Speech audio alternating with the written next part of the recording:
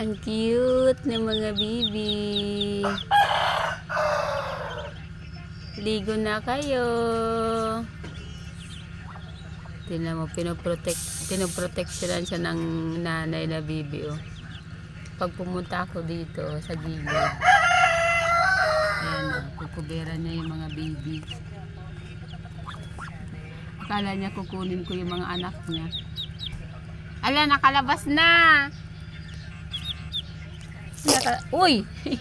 Tubay!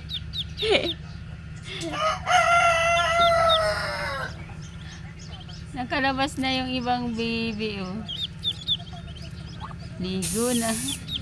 Iniipit niya, akala niya kukunin ko yung mga anak niya.